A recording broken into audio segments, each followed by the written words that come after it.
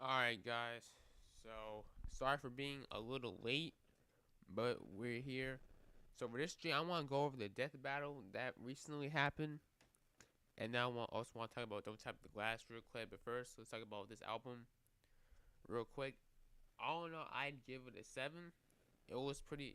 It's pretty short. It only has like 10 songs on it, but I say it was a pretty fun album to listen to. My favorite song, probably Ring Ring Ring. It reminds me of the song he has on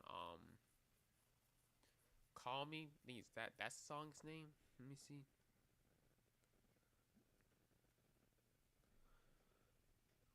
It's this song right here. It reminds me of this song right here. So that's one of my favorites also. Be sure to tell me what y'all think about it in the chat. Let me see. I don't think anyone's here yet. So let's just wait. See what happens. So now on to this death battle. Honestly, to me the battle was kind of mid. I've seen better ones, and for being real, it's pretty one-sided about it. It was pretty one-sided when you think about it, because like Deku has like all these different abilities with all for one, and Maz, while he is an impressive superhero and an impressive fighter, like Deku clears easily. Also, the animation was okay. I've seen, as I said before, I've seen better death battle animations before. I take Vegeta versus Thor for example. While the animation they use is like 8-bit, but the battle was still good in itself. Let me pull that up. Wiz! Hey! Don't be mad, but I pushed some buttons in your lab and now I'm in cyberspace. Looking for that elusive dislike bar that's been missing for months, but look what I found instead! What business havest thou upon Earth? Throw that hammer at me again, and my business will be polishing my gloves upon your face!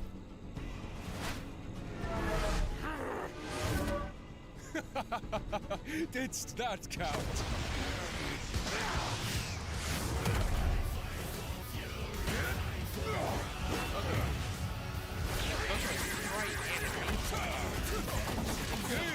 Damnable coward! Thou fightst well for a mortal. Alas! Bro, there was barely any boxing in that fight to begin with. Yeah, they're cooking with 8-bit with this, like if he was illegal though. So I don't know. But there's one death battle I do want to react to that I haven't seen yet. Real quick, I think it was Shigaraki versus Mahito.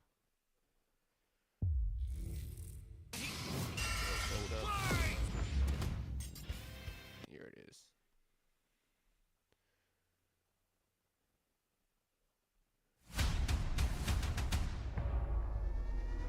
There are any spoilers for My Hero? I might just skip like all the Shigaraki versus Mahito! The symbol of fear versus the human disaster curse. He's Wiz and I'm Boomstick! And it's our job to analyze their weapons, armor, and skills to find out who would win a death battle. Tenko Shimura was just a sweet, shy boy who loved... Yeah, no, I'm gonna skip to the battle. I don't want to hear anymore. I'm gonna skip to the battle and watch the results. I already had enough My Hero spoilers for me, so let's just skip to the And we've battle. run the data through all possibilities. It's time for a death battle!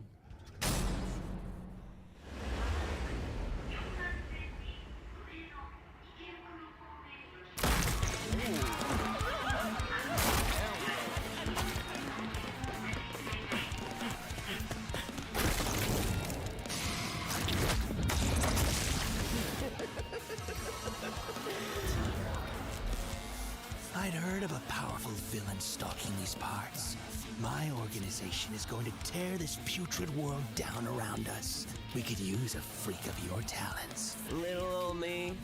Do I want to be king of the social rejects? How about I bring him your head instead? Fine by me. Let's call this your audition. Sorry, hold on. This looks like the same animation they used for Spider-Man vs. Deku Loki. This might be the same. Sick of him?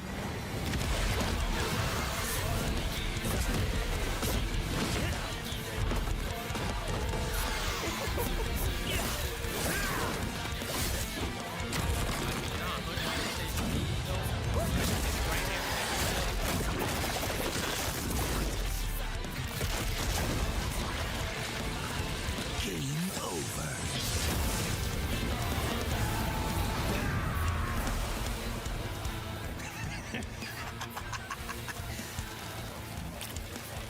Did you actually just say that? God, how lame!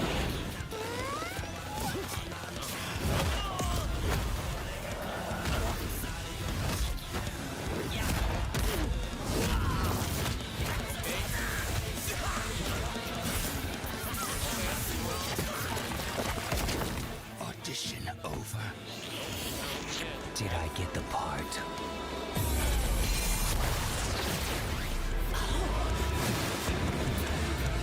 Decay!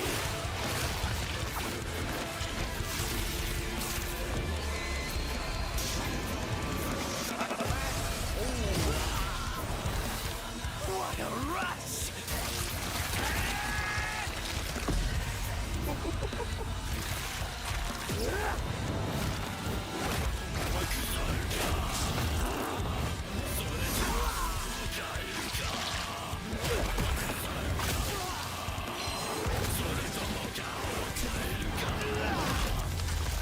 That all you got? Got him.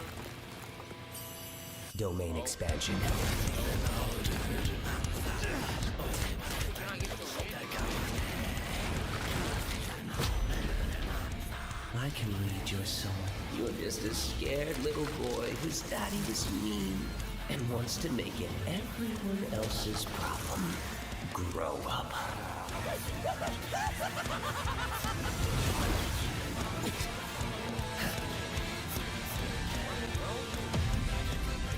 Hands off my masterpiece.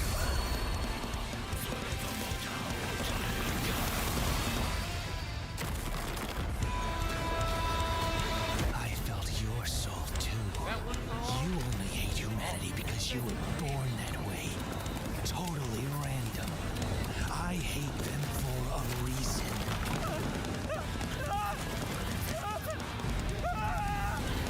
You grow up. Yes, I thought Mahito had them with the domain expansion. KO! What did I say, Wiz? Like a bitch. With their complex power sets, this match was a puzzle to figure out, which is why we're breaking it down to 3 categories: physical stats, survivability, and their powers. But first, let's address one thing. Could Shigaraki even see Mahito? He's an invisible curse after all. Cursed energy and quirks are notably different, and Shigaraki wouldn't be able to see curses normally. However, even regular humans can spontaneously develop the ability to see curses in life and death scenarios. And with the Search quirk, Shigaraki would have had no problem tracking it. So seeing Mahito wouldn't have been an issue. With that out of the way, we can jump into their stats. This was no contest. Despite the disaster curses being able to destroy entire cities with their cursed energy, Shigaraki's scaling to Deku and Bakugo meant he was calculably millions of times stronger. He was faster too, considering he could react to light beams, while Mahito's Black Flash capped out at nearly 1,000 times the speed of sound. Nothing to scoff at, but Shiggy was thousands of times faster. Shigaraki takes stats. But survivability was a little trickier to figure out. Yep, in terms of raw durability, Shigaraki was a lot tougher, and his ability to generate new flesh meant that he could heal any wounds he might receive super easy. However, Mahito is a curse and is immune to the kind of overwhelming physical damage Shigaraki could dish out. Not only that, Mahito's regenerative ability via idle transfiguration meant that he'd come back from anything short of spiritual damage. Considering Mahito's unique curse body, he should actually get the edge in survivability. Which presents a crucial question. Could Shigaraki even kill a curse like Mahito in the first place? Or would Mahito's unkillability give him the time he needed to eventually put Shiggy down with idle transfiguration? It all comes down to their powers. Shigaraki had a lot more variety with all of the crazy quirks All For One had collected over all the years, but none that we know of could properly kill a curse. That didn't mean idol transfiguration was a surefire bet either, though. Of all things, Shigaraki's vestiges served as a spiritual shield from the effects of idol transfiguration. The fact that Mahito could not avoid targeting Sukuna while attacking Yuji meant that he couldn't target specific souls inside a person. And Shiggy has hundreds of soul-like entities inside of him. Sure, each one down means he loses a quirk, but that's more than enough time to land a single hit with Decay, especially considering how much faster Shiggy is. And Mahito has no way to defend against Shigaraki's primary quirk. Decay has affected spiritual beings in the past. Again, vestiges. In fact, he was able to damage Deku's vestige and have that damage transferred to the Deku in the real world. Mahito may be made of spirit energy, but he still has a physical form. In fact, sorcerers that couldn't naturally target the soul were able to fight him on even footing. No reason to think Shiggy wouldn't decay him like everyone else. Giving Shigaraki the third and final edge.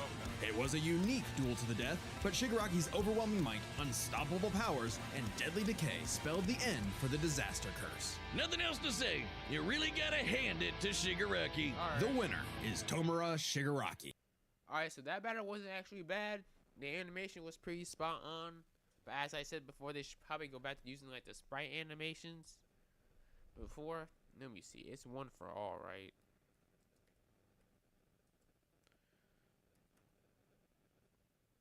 Or is it all for one? Alright, all for... Okay, so it's one for all. Okay.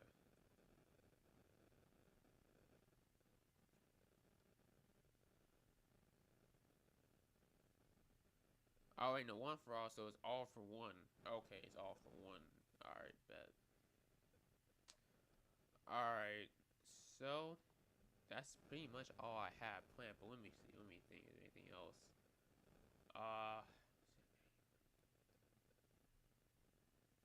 And there's no one here yet.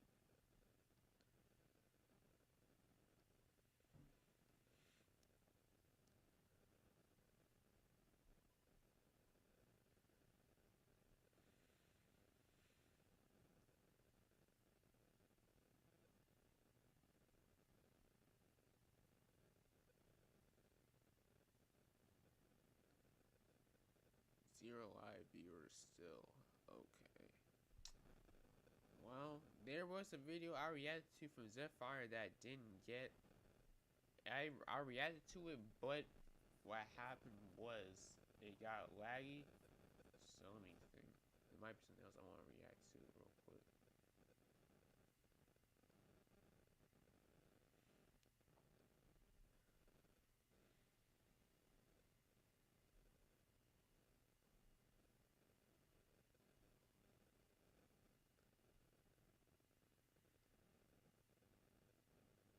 There's actually a Tommy NFG video he dropped. I'll react to that real quick. Let me see. The consumerism generation. Actually, he dropped two, like recently, but I'll watch this one first. Labubu Matcha Divine Chocolate Crumble Cookie. The matcha sugar cookie What is is a that? chocolate mousse. The matcha sugar, bro. What is that, bro? That's actually crazy. Labubu Matcha Divine Chocolate Crumble Cookie. The matcha sugar cookie with a chocolate mousse, toffee, pistachios, and more pistachio butter. The Labubu is a matcha chocolate with a toffee pistachio filling.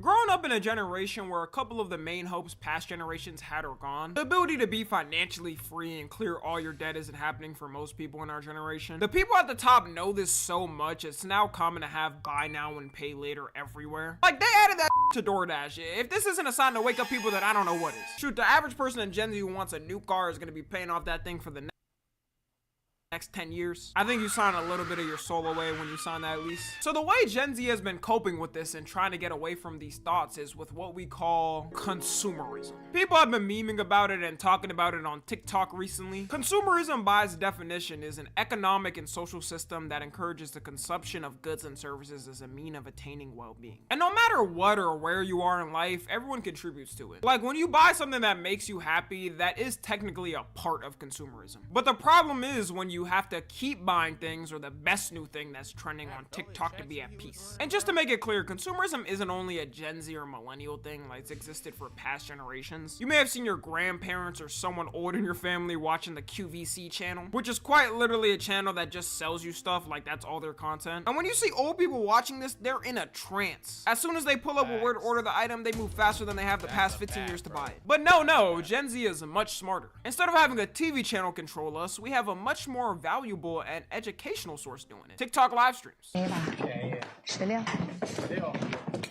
10块，吹风机来喽，15上车。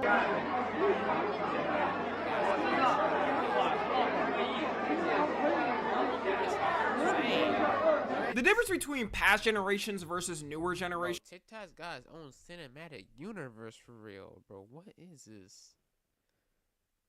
Where is this even happening? Where is this even happening yet? That's wow, bro.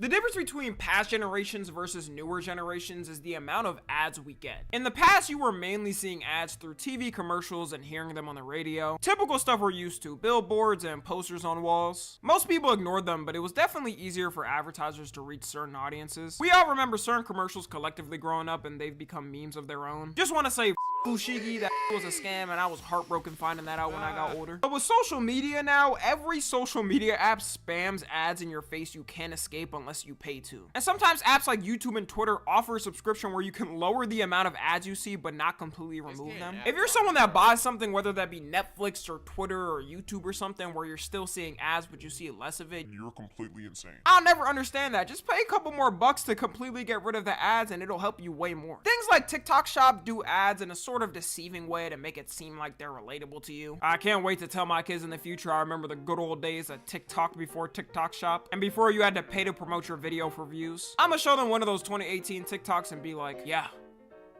this is what we found funny back then. On TikTok now, you notice a lot more of the TikTok shop on your For You page. And people will put a link for a product in any video, even if it has nothing to do with it. Like, it'll be a clip of a streamer doing something on stream and then you'll see linked an ad to buy some headphones. The crazy thing is too, people will sit there and buy it just because it's in front of their face. It's built in the system too. We get so many ads on the daily, people end up bound to buy something eventually. Crazy to think, there used to be a time on TikTok not even that long ago when there was no ads. Same thing with places like YouTube as well. People have been getting pissed off at YouTube because they've just kept adding more and more ads to things, especially now that they've cracked down on ad blockers. And I know people still get around them, but you know, they keep cracking down on them and you have to find different ways to do it. Some people get an ad when watching YouTube on a TV when they just pause the video. Advertisers be thinking this will work, but if I see your product on my TV after simply pause them, you have to find different ways to do it. Some people get an ad when watching YouTube on a TV when they just pause the video. Advertisers. Yo, also before, do y'all remember this? Before you were able to like go back straight to your video when you're watching a video on when you're watching an ad on YouTube TV. But now all you can do is just block the ad for some reason. Like, that's annoying. That's actually annoying. Be thinking this will work, but if I see your product on my TV after simply pausing a video, I'm writing down that product specifically in a notebook to make sure I don't buy it. On TV too, a lot of people get an ad as their first recommended video to watch. Yeah. I'm not sure how many people are sitting there and willingly clicking on an ad to watch as their first video. The spamming of ads everywhere are just one part of us getting taken over by consumerism. A lot of it does have to deal with our own will to buy things as well. They can shill out however many products they want, but we have the power to choose them or not. And the thing that gets our generation is buying anything that's trending. A perfect example of it is Labubus. Not a single person can tell me where they even came from and the day they even found out about them, but they'll have a whole collection of them already and each one named. And we always have things like this popping off. Everyone runs to buy them and show them off, just to forget about it the next month and stop talking about it. Labubu's recently have become the top face of consumerism on TikTok. Same thing with matcha as well. And it's so funny because matcha has already been a thing for so long. Like in Japan, they've been having matcha for literal centuries. But just because it started to take over everywhere online, we've officially been draining the world supply of matcha and are running out. Nowadays, something will start trending as one thing. Then because of our insatiable consumerism, it has to be spread everywhere. And because of all this consumerism, the main excuse for boomers for younger generations and why they don't have houses and stable income is that we all spend our money on bull and that we got soft hands, brother. I've fought more men and bedded more women than you've probably ever seen. Hell yeah. Now, you want to talk about soft hands? Ain't nothing soft about me, boy.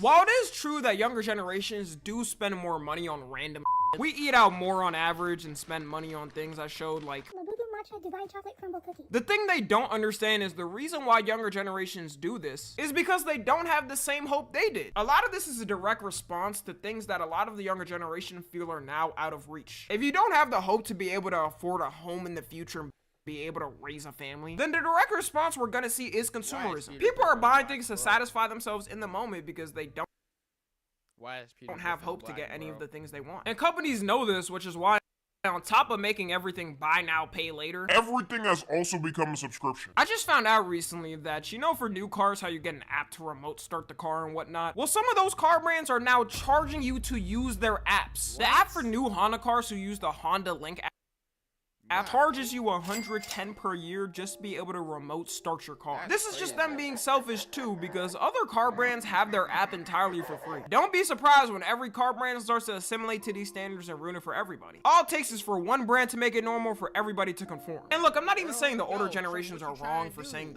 for one brand to make it normal for everybody to conform. And look, I'm not even saying the older generations are wrong for saying those type of complaints, but all of this isn't a one-way street. Like, it's a two-way street. It wouldn't have happened if in the past it was set up for us to be good. Back then, everyone knew, or at least had the mindset, that if you put in the work, you'd be guaranteed a house. A lot of jobs felt a lot more family-oriented, and a lot of people treated their coworkers as like family. But now you're not even guaranteed to keep your job anymore if you put in the work. As soon as your boss sees they can save 0.1% of expenses by firing you, they're gonna fire your ass. Consumerism is a direct response to capitalism, and as things keep getting worse, it's going to continue on. You also have social media personas, and everyone's gotta look like one of them. You either gotta dress like Cardi, look like a Y2K baddie, anything new that can pop up. They even have a new meme for one called the performative male, which is pretty much a guy who tries to emulate anything that'll impress the host. It's mandatory. It includes matcha, a book about feminism, and you listening to Lana Del Rey.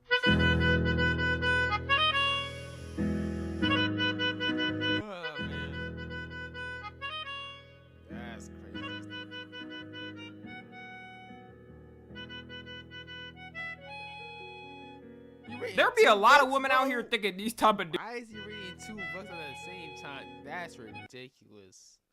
There be a lot of women out here thinking these type of dudes are perfect and every man should simply emulate them, not knowing that a lot of them are simply strategists conforming to what'll work for them to smash. In fact, a lot of these dudes be the worst to be with. It's kind of like how every girl has that dream Hollywood male actor, and a lot of those actors end up being terrible people and serial cheaters. But hey, I can't even hate. They play the game beautifully and the game rewards them well. It's way easier now to also hoard tons of things, and a lot of people do it. The worst person's house you'll ever meet is a who can't throw a single item away. They got things from 20 years ago that haven't been touched in that time, and when you ask them why they still have it, they always say it's just in case, but that in case never happens. Like, I promise you won't need that 15-year-old chair or 20-year-old pot set. And now with our unlimited thirst for collecting anything new that's popping for a month, people will have full stacks of something in the span of a week. In the past, for hoarders, it usually took them years to build up their collection, and now it's sped up faster than ever. There are still people with closets full of Stanley cups. As we go on, the dumber the item we collect. I still don't understand how Stanley cups became such a big thing. People were camping outside stores to snatch the cups up. And if you look at it now, no one's talking about it anymore. With our generation now too, it's proven that we don't stand on anything. Like, for a while, I remember people were boycotting McDonald's and Starbucks. This was due to allegations that both of the brands were supporting Israel in the war and their efforts. But slowly over time, less and less people stopped doing it and started eating there again. All McDonald's had to do was announce that they were bringing snack wraps back and potentially bringing XXL fries, and people completely forgot about what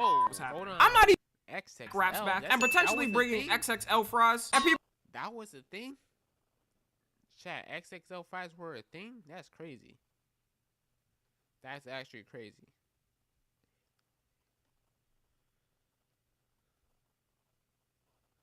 People completely forgot about what the was happening. I'm not even sure if the rumors of what McDonald's and Starbucks were doing is true, but at the end of the day, for people, it doesn't matter to them. Starbucks is definitely still getting boycotted by a lot of people, but I guarantee if Starbucks comes out with a matcha Dubai chocolate Labubu latte, people will be willing to throw the boycott away just for a day or two. And the way this happens is when more and more people start to post videos about something, the more people are willing to give it and try it. Crumble Cookie is also a pure example of consumerism at its finest. And fair to them because they play the game well. Every week they change the flavors to something new, and because they're updating them so often, influencers are able to immediately make a new video.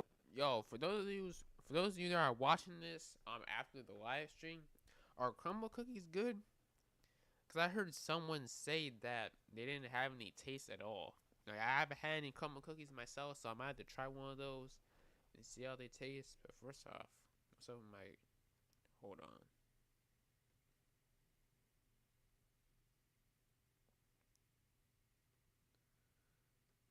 See if this works.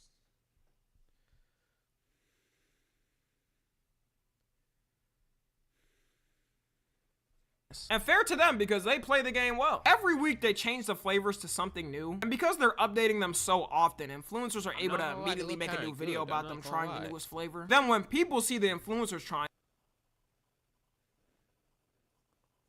they look pretty good, I'm not gonna lie to you. Hold on. I might have to change back to 480.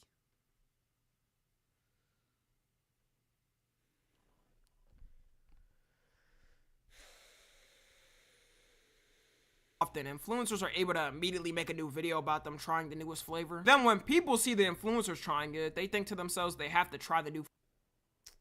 Why is this buffering, bro?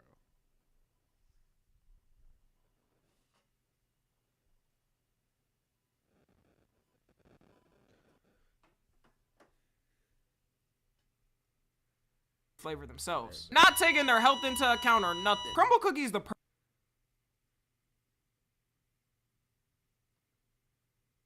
they have to try the new flavor themselves, not taking their health into account or nothing. Crumble Cookie is the perfect example of the meme that Americans eat like they got free healthcare. I can't fathom that you get a box of them and chomp down the whole thing by yourself. One single brownie is 1,130 calories. Wow. But hold up, 15 grams of protein? Never mind, this is clearly a healthy brand. Sounds like a great pre-workout meal to me. Anyways, that's gonna be it. Let me know how much consumerism has fried your brain as well. For every like, you're now entered a giveaway to win a Dubai chocolate matcha flavored Labubu crumble cookie. Follow me on Twitter, Instagram, and TikTok. As always, I love you guys consensually. And until next time, I'm out. For me, about the consumerism, I don't really think I've got one. I'm trying to think. I mean, I remember back in the day when I was young, I used to buy a whole bunch of Pokemon